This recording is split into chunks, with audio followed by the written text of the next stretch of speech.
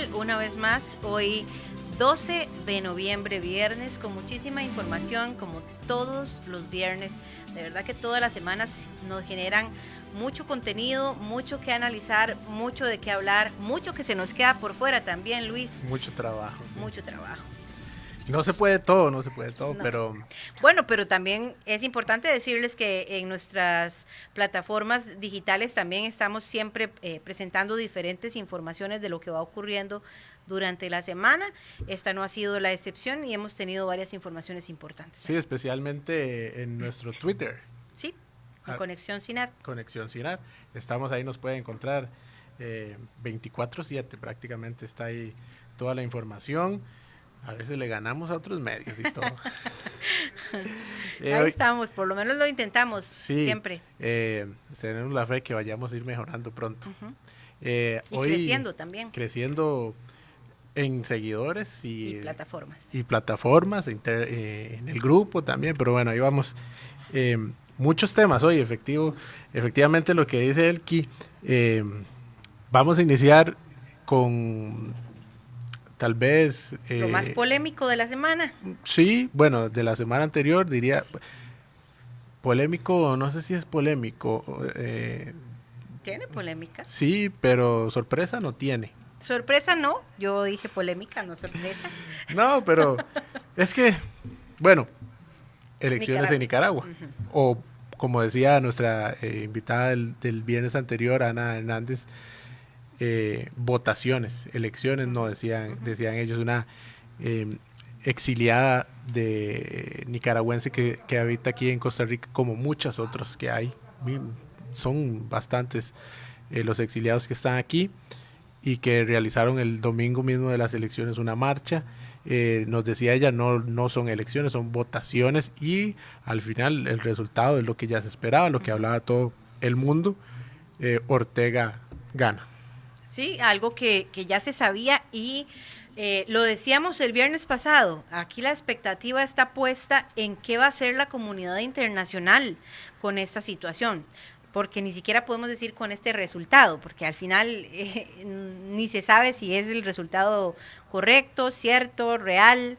El abstencionismo fue impresionante también. Hay dos datos de abstencionismo, ¿verdad? Uno del Consejo Electoral, dan ellos una participación del 65%.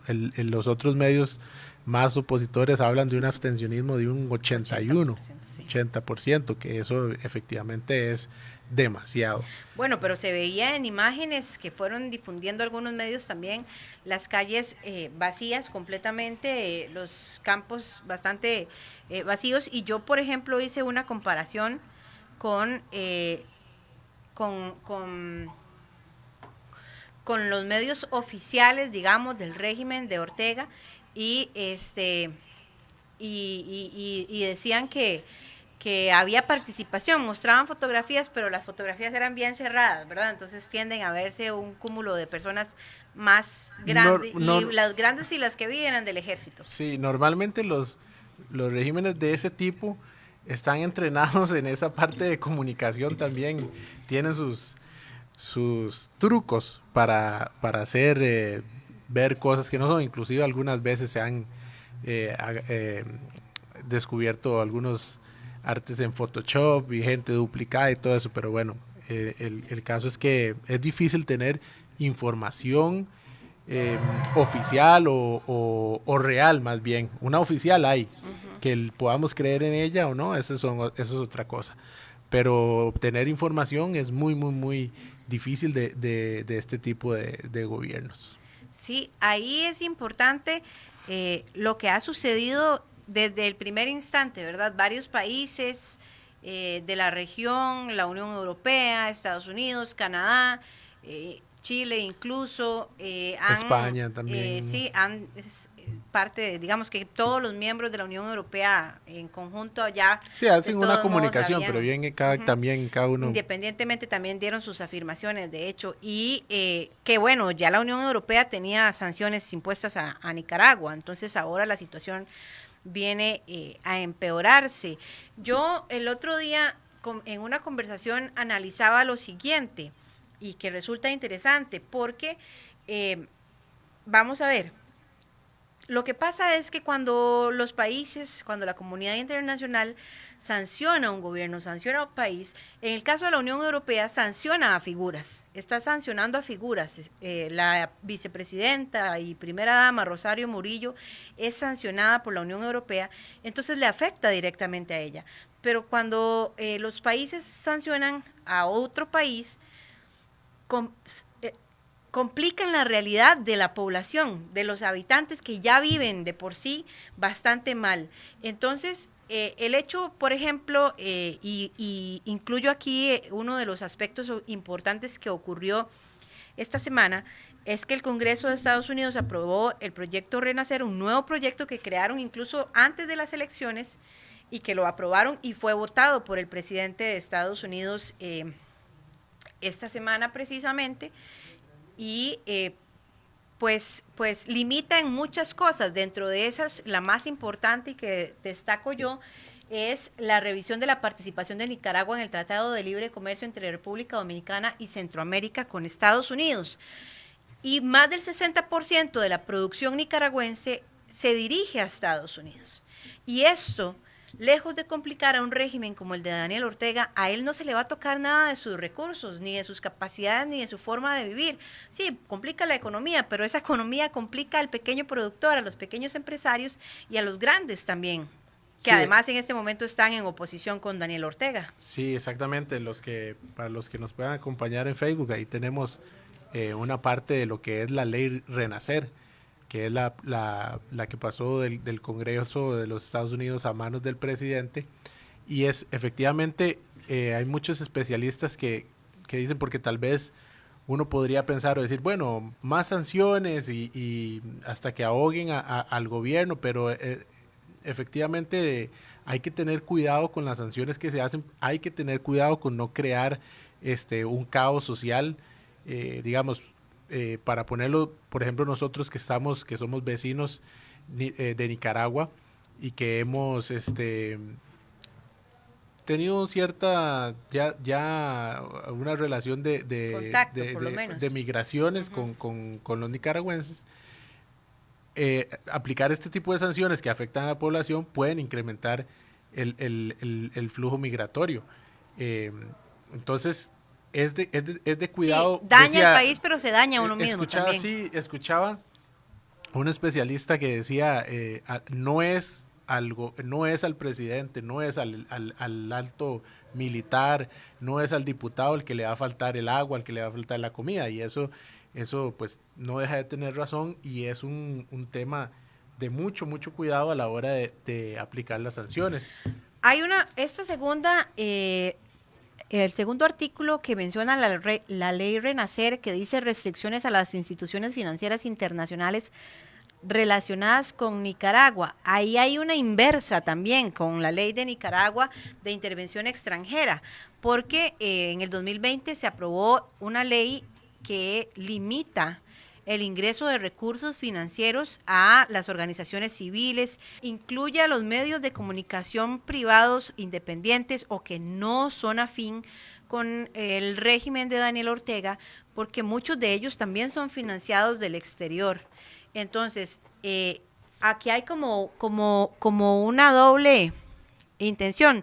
Estados Unidos pretende crear una revisión de los ingresos financieros del extranjero a Nicaragua, del dinero que ingresa para ayudar al régimen. Pero el régimen también tiene un sistema, una ley, que les decía, aprobada en el 2020, que regula esos ingresos financieros extranjeros para la oposición. Y dentro de las limitaciones que impone es el control, la inscripción incluso de organizaciones como ONGs, asociaciones activistas, los medios de comunicación que decía, y limita, tiene 60 días para inscribirse como una organización, y la burocracia, la tramitología para la inscripción es engorrosísima, terrible y casi, se podría decir, imposible. Entonces, pues obviamente esto hace que estas organizaciones vayan desapareciendo porque se van convirtiendo en algo insostenible. Y limitan, por supuesto, los ingresos, porque además hay que declarar impuestos, hay limitaciones sobre el acceso y uso del dinero, hay que hacer un registro sobre en qué invierto este dinero, y esto lo que va haciendo es que va coartando las libertades, ¿verdad?, de otros grupos que no son afín con el gobierno de Nicaragua. Ese, entre otro montón, son muchas, Luis, las políticas de la ley Renacer que están en este momento ya firmadas por el presidente Joe Biden, entre ese también la atención que se le da en temas de derechos humanos por parte del gobierno de Nicaragua y también el control de los medios de comunicación, que si no recuerdo mal, hace 2 meses aproximadamente hubo todo un movimiento del ejército nicaragüense que allanó las oficinas de la prensa de Nicaragua y detuvo al presidente de esta institución, quien está en este momento detenido todavía, y entonces el medio ha tenido que sostenerse de forma digital porque ya no puede circular su periódico en el país. Exactamente. Bueno, quedará a ver qué es lo que la comunidad internacional logra conseguir con las sanciones o lo que siga. Lo cierto es que en este momento pues Ortega se prepara para otro periodo más en Nicaragua.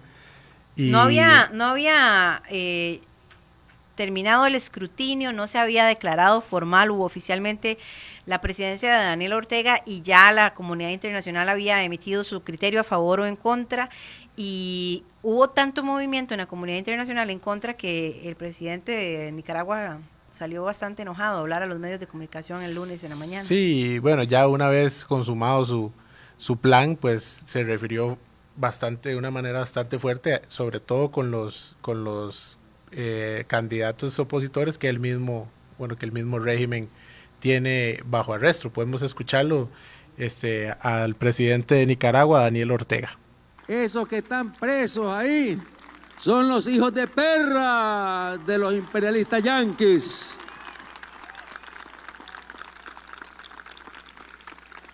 Se los deberían llevar para allá, para los Estados Unidos, porque esos no son nicaragüenses, dejaron de ser nicaragüenses hace rato. Conexión Mundial. Bastante fuerte la afirmación de Daniel Ortega. Sí. Y esta semana, precisamente el miércoles, inició la Asamblea General de la OEA anual, en donde el principal tema de la agenda era la elección de Nicaragua. Incluso Almagro, el secretario general,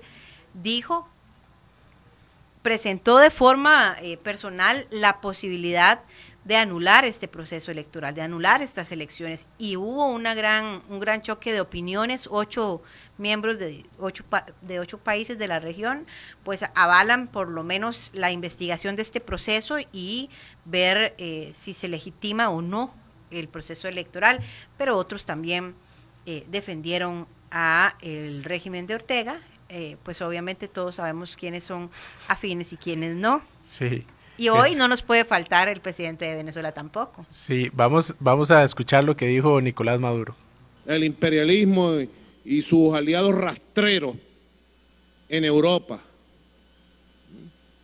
apuntando a Nicaragua, pero Nicaragua tiene quien la quiera, Nicaragua tiene quien la defienda, y aquí estamos nosotros, los patriotas de América Latina, de la Alianza Bolivariana para los pueblos de nuestra América, con el pueblo de Nicaragua. Felicitaciones, Nicaragua, por sus elecciones. Sigamos adelante. Conexión Mundial. Bueno. Estos son remanentes de Guerra Fría. Y siempre son los bandos, son los mismos bandos desde ese momento. Como no hay sorpresas en las elecciones de Nicaragua, tampoco hay sorpresas en las afirmaciones de los mandatarios. Creo que hasta el momento ninguno de los países que se esperaba bueno, tal vez lo que comentábamos antes, Luis, Perú, que es un presidente de izquierda y no mostró esa afinidad. Tal vez tiene un desorden en la casa Sí, creo que está muy preocupado y ocupado está ocupado en lo suyo, sí. Pero bueno, quedará ver, esperar que, como decíamos, qué pasa con las sanciones y esperando que Nicaragua cambie de rumbo, que yo lo veo muy difícil. El presidente de Colombia también. El presidente de Colombia también, vamos a escuchar. Colombia no reconoce las elecciones en Nicaragua. Ya hay posturas de varios países que tampoco la reconocen. Entonces, este tipo de decisiones tienen que escalarse al Consejo Permanente de la Organización de Estados Americanos o a la Asamblea General. Y yo creo que lo que tiene que garantizar es que haya verdaderas elecciones libres en Nicaragua. En esto uno no se puede enredar, uno tiene que llamar las cosas por su nombre. Lo que hay hoy en Nicaragua no son unas elecciones libres. No fueron unas elecciones libres. Esto no nos tiene que sorprender porque esto era crónica de un fraude anunciado. Los candidatos opositores iban a la cárcel, el sector privado a la cárcel, la prensa se acallaba. Bueno, quedará a esperar las conclusiones que hoy se presentaban en la asamblea virtual de la OEA. Vamos a ver qué terminan decidiendo los miembros de esta asamblea, porque uno de los puntos importantes que se tocaban era si se excluía, si se sacaba de la organización a Nicaragua también. Bien. Vamos a hacer una pausa y ya venimos porque todavía hay mucha información polémica también en otros países. Continuamos en Conexión Mundial y como lo decía precisamente antes de irnos a corte, sigue la polémica, ya lo habíamos conversado acá también con nuestro analista internacional Guillermo Holzman de Chile sobre la situación que vive el presidente Sebastián Piñera con el escándalo de los Pandora Papers. Estábamos en ese momento a la expectativa de si se iba a aprobar en el Congreso un juicio político en su contra debido a esta vinculación de lo ocurrido en su primera administración. Pues esta semana los diputados votaron, lograron la mayoría y pasó a manos del Senado ahora el proceso para ver si tendrá complicaciones mayores a muy poco tiempo de que tenga que salir del poder Sebastián Piñera. Lo más impresionante de la sesión es que lograron hacer el tiempo. 22 horas tardaron en esa sesión. Sí, y un diputado habló 15 horas. Así, literal como es, 15 horas. 1000 y resto de páginas. Esperando que llegara o que se participara uno de los diputados que tenía una ¿cómo es que se una restricción sanitaria? Ajá, restricción sanitaria. Es que llevamos años escuchando una restricción sanitaria por COVID. Lo esperó, habló 15 minutos para que llegara. 15 horas, perdón, sí. Ahí yo no sé si pudo ver mientras iba saliendo de la casa y toda la prensa. Estaba ahogado el hombre de hablar. Pero bueno, al final aprobaron el procedimiento y ahora tendrá que ir al Senado. Que es el Senado tiene potestades legales para poder enjuiciar. Es el que hace juez. Y ver qué pasa. En ese momento no puede salir del país. Puede salir si le dan permiso el mismo, sí, el Senado o el Congreso, pero necesita puede seguir permiso. Gobernando, pero también, según leía, la situación política y los votos a favor de que se dé este golpe para Sebastián Piñera está bastante complicado. Tiene mayoría en el Senado y podría no verse tan afectado con la situación. Sí, recordemos que la causa es que como decía Elki, fue expuesta en los papeles de Pandora por la venta de una minera Dominga. Uh-huh. El tema partía también por un asunto ecológico, que la minera al principio no tenía los permisos, luego los consiguió. Luego en una de las cláusulas de la venta con la que se realizaría el último pago, especificaba que la zona no podía ser declarada protegida naturalmente porque necesitaban que fuera explotada, y esto era un asunto del Ejecutivo que al final así se dio. Y bueno, el tema aquí también va por un asunto tributario del pago de lo ganado con estas ventas, y lo cierto es que con o sin la mayoría o asegurando, el presidente Piñera está muy confiado de que esto no tiene fundamentos.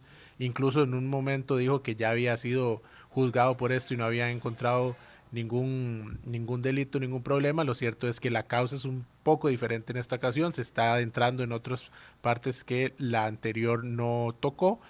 Y tenemos también la declaración del presidente Muy Sebastián. tranquilo, habló, muy confiado. Vamos a escucharlo. Hemos concluido que la acusación está basada en hechos falsos o mañosamente relatados o en simples conjeturas o suposiciones y que no cumple con las normas que regulan una acusación constitucional en nuestro Estado de Derecho. Antes de cambiar de tema, vamos a escuchar también a uno de los diputados opositores, Jaime Naranjo, quien habló luego de esta votación, de esta larga jornada. Tenemos un presidente que no solamente ha actuado al margen de la probidad administrativa que se requiere en el cargo que posee, sino que además ha actuado gravemente en dañar la imagen de la nación. Habrá que esperar. Esperaremos a ver qué sucede en el Senado. Próximamente también estaremos discutiéndolo aquí en Conexión Mundial. Antes de irnos a corte, solamente mencionar una noticia importante también. Hay un choque bastante fuerte entre la Unión Europea y Bielorrusia, principalmente entre Polonia y Bielorrusia por la situación migratoria que está ocurriendo en esa zona. Más de 2.000 migrantes han permanecido ahí. Leía hoy un título de Euronews bastante fuerte que decía Polonia y Bielorrusia, un juego de ajedrez con piezas humanas. Hambre y mucha necesidad es lo que hay ahí. Sí, y dice juego de ajedrez porque la Unión Europea y Polonia acusan a Bielorrusia de causar esta crisis, de hacerlo con la intención de... es un berrinche. Puede ser un por berrinche, puede llamarlos, económicas. por sanciones que sufre Bielorrusia. Entonces lo que está haciendo Bielorrusia en teoría es permitir el paso de los migrantes. Incluso por ahí pude leer que la misma Bielorrusia ha hecho la publicidad de un ingreso fácil a la Unión Europea, lo que ha permitido que la gente pues confíe en eso y se deje ir. No solo ha hecho fácil o permitido, sino que incluso lo ha auspiciado. Se habla incluso de fletes aéreos, se ha hablado de visados también en Bielorrusia para que puedan... El presidente Alexander Lukashenko, según lo acusa la Unión Europea, ha permitido el paso de migrantes hasta la frontera porque ya por llegar ahí tienen acceso a la Unión Europea en su todo, ¿verdad? Por las políticas de la comunidad en general. Y bueno, Turquía ha aportado un poco, ¿verdad?, a reducir o a manejar las cosas, prohibiendo vuelos hacia Bielorrusia, incluso de ciudadanos de Yemen, de Siria, de Irak, para que pues no lleguen a tierra de Bielorrusia y puedan llegar incluso también a la... Igual, como respuesta, Polonia desplegó 15,000 soldados en frontera. Bielorrusia amenazó a la Unión Europea con cortar el paso del gas, en el gasoducto que pasa por ahí, que es algo muy importante en Europa y que maneja Rusia, otro aliado de Bielorrusia. En este momento lo que está sucediendo en la frontera es que se están armando campamentos de las personas migrantes.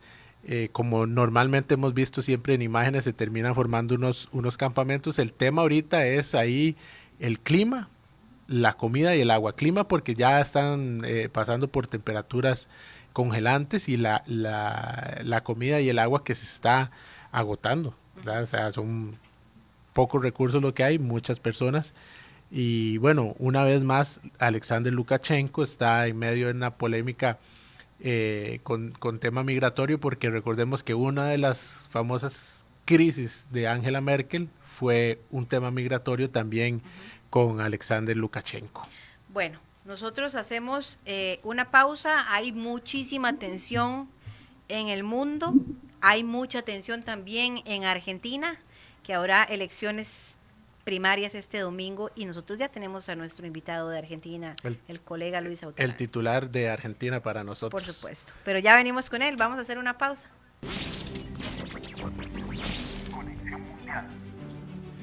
6:34 de este viernes 12 de noviembre. Venimos de elecciones, vamos a elecciones, esta vez en Argentina.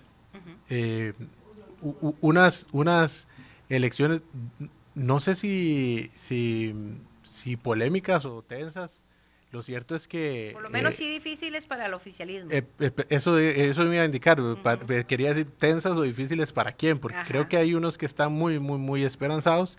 Y para eso lo mejor que tenemos nosotros es un contacto en Argentina que nos ayuda a entender un poquito más lo que está sucediendo en la política argentina y en estas elecciones que serán este domingo. Lo último que habíamos hablado con Luis, nuestro invitado de hoy, fue la situación tan tensa que existía incluso entre el presidente Alberto Fernández y la vicepresidenta Cristina de Kirchner, que yo creo a lo que he estado dándole seguimiento, les ha tocado en estos días como estrategia a devolverse los peluches, como decimos en Costa Rica, don Luis, agarrarse de la mano y querer avanzar hacia adelante lo más que puedan para ver si se les hace el milagro este domingo. Buenas tardes y buenas noches para usted.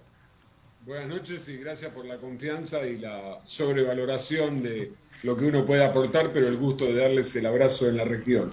Devolverse los peluches, gran metáfora. Bueno, hay que hacer una referencia a lo que bien vos me planteabas. La relación del gobierno que se pone a prueba una vez más ante los comicios este domingo. Y no olvidar que la pandemia no terminó. ¿Por qué digo esto? Quizás a ustedes, a los compañeros que están detrás del micrófono, al productor, al operador, la frase que más nos molesta es cuando hacemos bien nuestro trabajo y un padre o un jefe nos dice, cumpliste con tu obligación. ¿Por qué digo esto? ¿Y por qué hago referencia a la pandemia?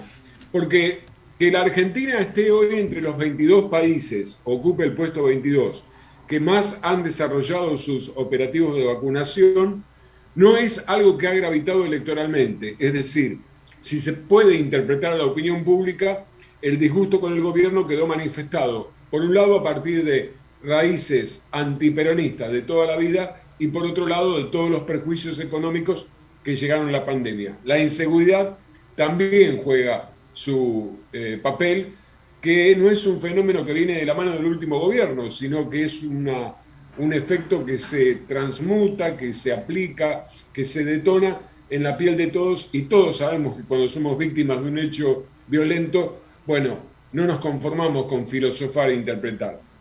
Decías el presidente y Cristina Fernández. Bueno, algunos medios periodísticos de la Argentina, sobre todo los grupos dominantes, hacen permanente hincapié en un mohín, en un gesto, en un silencio, en la interpretación constante de Cristina Fernández, a quien las mieles del feminismo no han llegado en cuanto a valorar el respeto y sobre todo a considerar, no digo con ecuanimidad, pero sí con algo de objetividad. Se traza por ahí la grieta, hay intereses sostenidos, y yo cuando me convocaron para esta charla, se me ocurrió a mí en un momento recordar esto que aprendí en el taller de la OIT, ¿no? La patria grande y los fenómenos globales. Y encontré un libro al respecto del fenómeno global en todo el mundo, del avance de las derechas.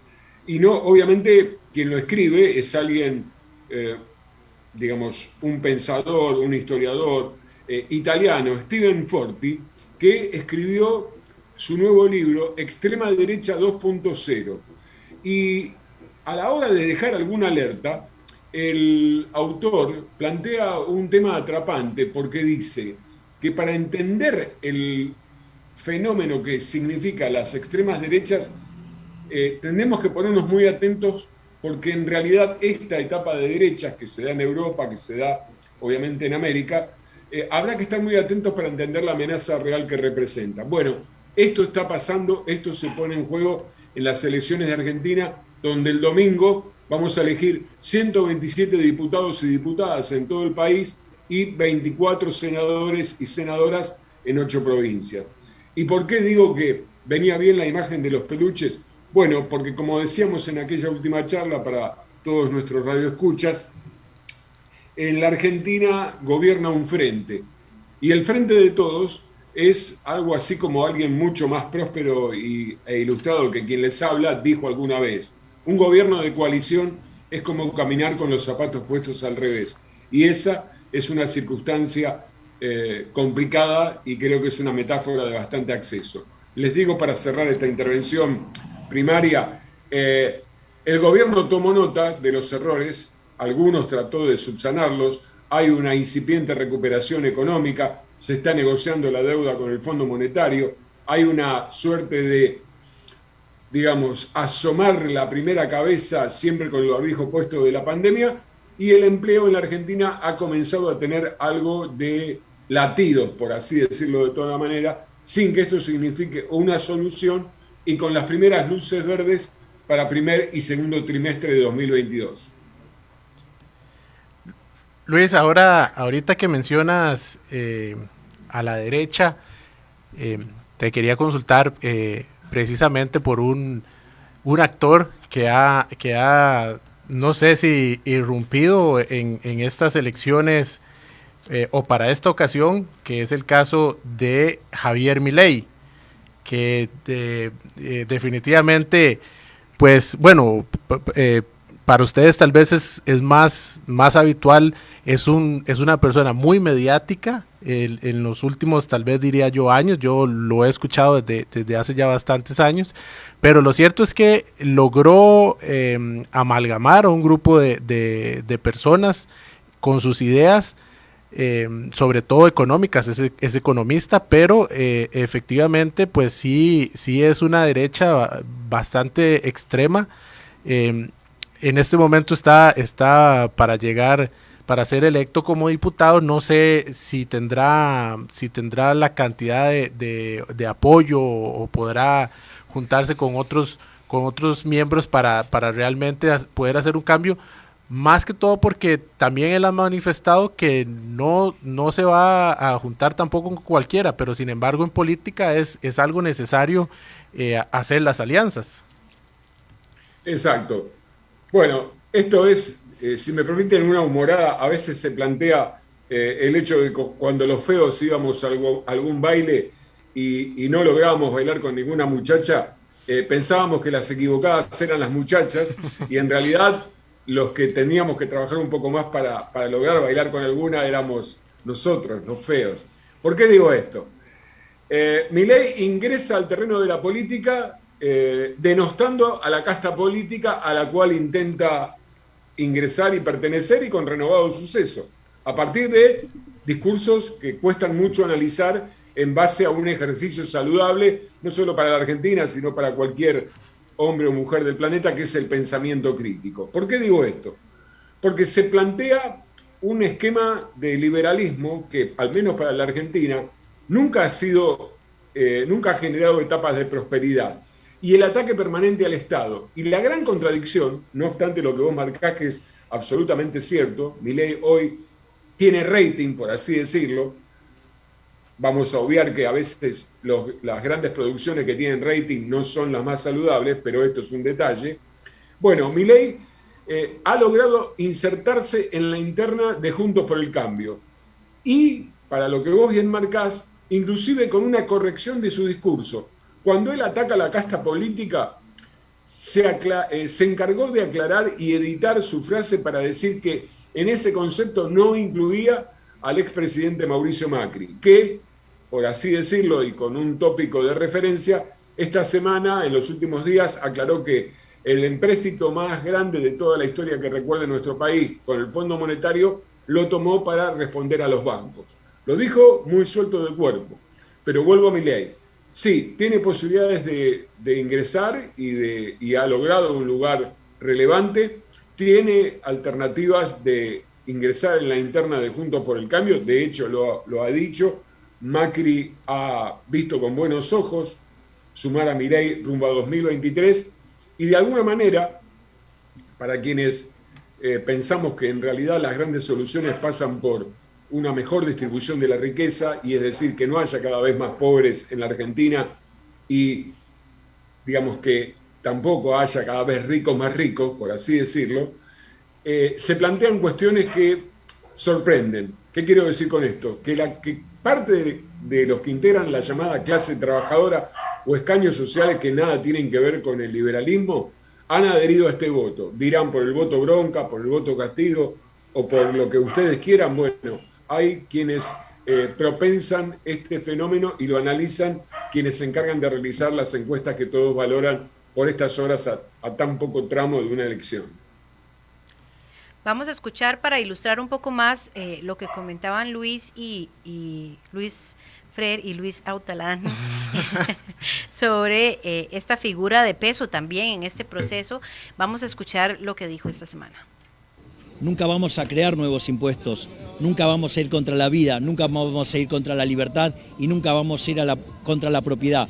Y por otro lado vamos a enviar proyectos que básicamente quiten esta opresión del Estado sobre las personas, es decir, proyectos que nos hagan más libres. Habernos metido en política no significa abandonar la batalla cultural. Vamos a seguir dando la batalla cultural, pero ahora además desde adentro de la política. Y lo que vamos a hacer es seguir despertando conciencia y mostrarle a la gente que esta casta política no es la solución, es el problema. Bien, como ustedes lo escuchan ahí en esa frase final, tal vez para los que no conozcan tanto de Milei, pues él se define, es libertario, se define como anarcocapitalista y sus ideas van más por el lado, como bien liberal, por la reducción del Estado. Incluso promueve la eliminación del Banco Central, ¿verdad? Sí, prenderlo fuego. Estas ideas de Milei en este momento, porque a veces hay figuras en la política que resurgen o nacen o se posicionan en determinados momentos que por los que pasa una nación. En este momento, las ideas de Milei, Luis, ¿crees que vayan a tener el recibimiento o crees que tal vez benefician a la Argentina? Beneficio me parece una palabra que excede, y quisiera recordar algo que no es un dato menor. El gobierno en plena pandemia dispuso un programa que se llamaba ATP para colaborar con las empresas para pagar los salarios. El Estado colaboró para pagar salarios de privados sin que esos privados tengan que reintegrar el dinero. ¿Me siguen hasta aquí? Exactamente, claro, sí. Milei cobró su salario a través de un ATP del cual luego renunció. ¿Pero qué quiero decir con esto? Les propongo un breve ejemplo. ¿Les ha ocurrido a ustedes que en algún momento de la carrera periodística aquellos que denostan nuestro oficio y lo consideran algo superfluo, innecesario y también parte de los entramados del Estado opresor, que después te terminan pidiendo una nota? Es decir, no creo en lo que vos hacés, pero quiero llegar a donde vos estás y transmitir mi mensaje. Es decir, yo planteo prender fuego el Banco Central, pero quiero hacerlo a través de la política. Me parece que no están las soluciones a mano y mucho menos el oficialismo en algunas cuestiones ha estado a la altura de las circunstancias. Pero tomar bajo un atisbo de contemplación social, filosófica, histórica y en base al pensamiento crítico, que liberar todo y reducir la expresión del Estado a la mínima porción incluso va en contra de los grandes grupos económicos que necesitan la herramienta del Estado para desarrollar proyectos, para ampliar inversiones, para expandirse a través del mundo, para llegar a otras naciones, para importar y para exportar. ¿Dónde está el secreto? Yo creo que si tenemos una enfermedad muy grave, podemos tener la tentación de que alguien con un pase mágico nos cure. Ahora, el pensamiento crítico nos va a abordar a caminos un poco más complicados, que es la correcta medicina, el correcto tratamiento, la mejor alimentación, una dieta sana, una vida fuera de estrés. ¿Son caminos inmediatos? No. Pero ¿qué pasa también? En esta necesidad y sensación de inmediatez, y en un mundo donde la Argentina está inserto, dominado por las redes sociales, a veces los golpes de efecto tienen una repercusión que aún lejos de las soluciones no nos alcanza a arrimar a ese presente mucho más próspero que como argentinos pensamos que nuestro país nos debe incluso desde el retorno de la democracia que tuvo lugar en 1983. Luis, retomando un poco el escenario que se tiene para este domingo y que se ha venido generando diferentes visiones, incluso usted hablaba ahora de la atención de la pandemia, que ha sido algo positivo para el gobierno, para el oficialismo, un poco el repunte en la economía. Y también creo que ha existido algún ruido y alguna aceptación sobre la postura que ha estado mostrando recientemente Alberto Fernández en cuanto a las negociaciones con el Fondo Monetario Internacional. Lo vimos también en diálogos, incluso en el G20, que para él fue muy importante y se convirtió en protagonista, ¿verdad?, en este proceso. Hay un escenario que le ha estado favoreciendo en los últimos días al presidente de Argentina. ¿Puede esto repercutir de alguna manera de forma positiva? Y además un escenario contrario, la situación que está enfrentando Mauricio Macri en este momento, que pues también tiene que tener algunos de sus puntos en contra. Tendría que decirte que sí si aplicamos el pensamiento crítico, pero si nos basamos en la charla que tuvimos para las PASO, para las elecciones primarias antes de esta legislativa, mi desesperanza es que sigue gravitando aquello que tiene postura tomada. Para decirlo con números, hay un 40% de la Argentina que en su vida va a votar a nada que tenga que ver con el peronismo.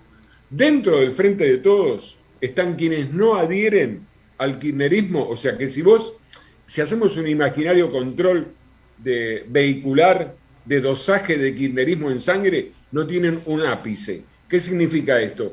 Que les da lo mismo el kirchnerismo y quizás un poquito menos que la oposición. Pero en esta realidad también está inmerso Alberto Fernández, porque hay que decirlo, desde las PASO para acá se corrigieron algunas cosas. ¿Alcanzan? Yo creo que no. Me pedís, no me lo pediste, pero si me decís cuál es mi sensación de cara a las urnas, yo creo que el oficialismo no va a poder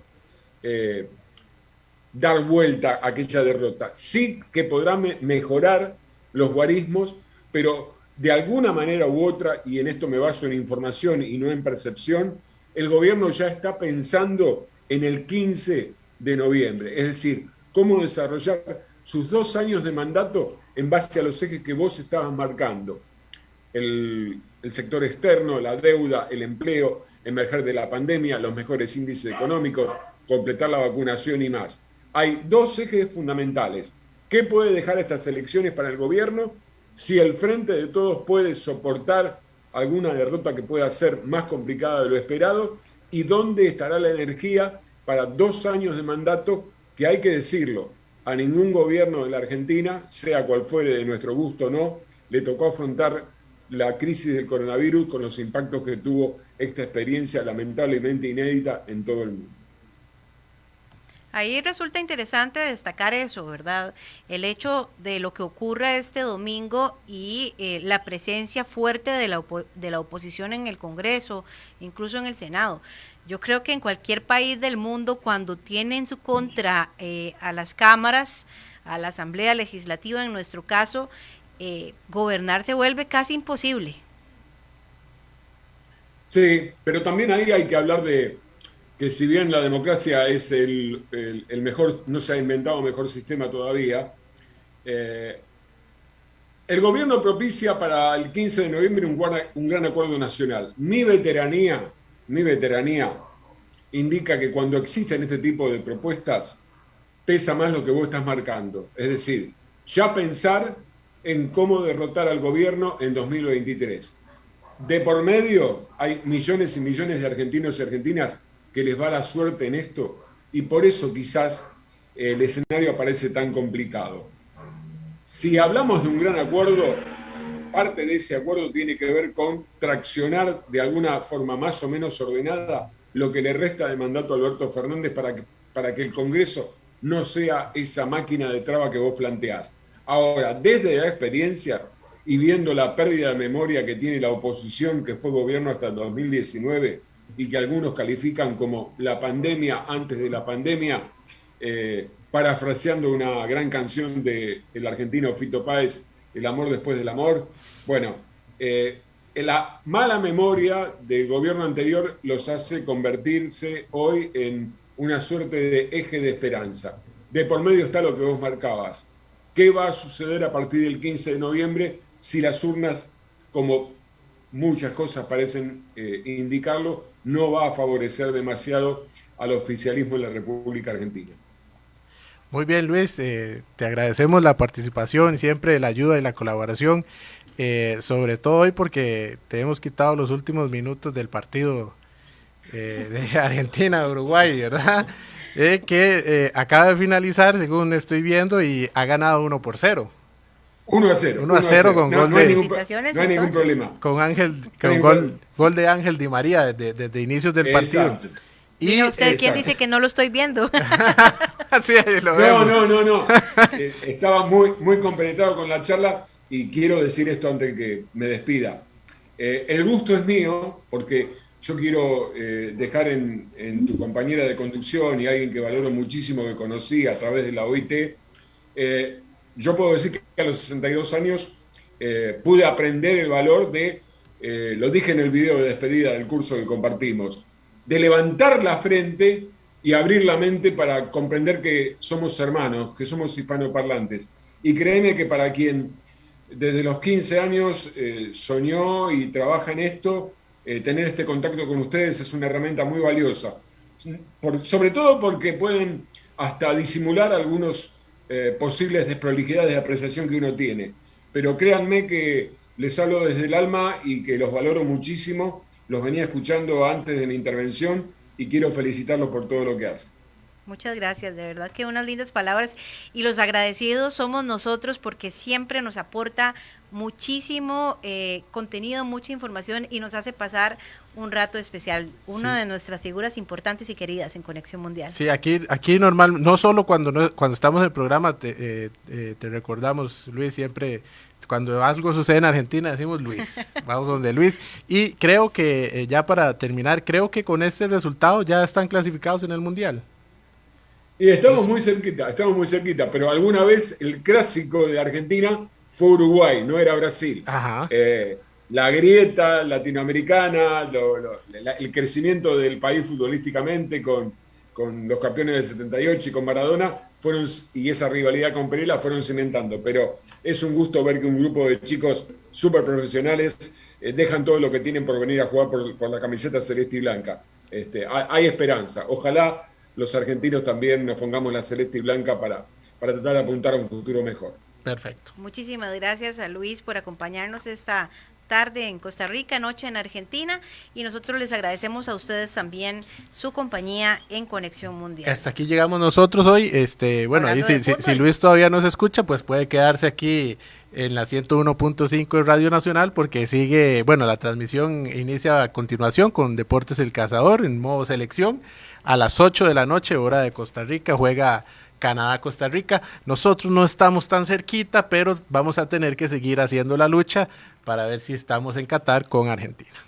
Listo, buenas noches, que la pasen bien.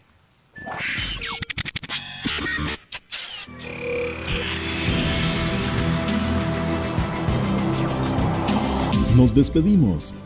Somos Conexión Mundial.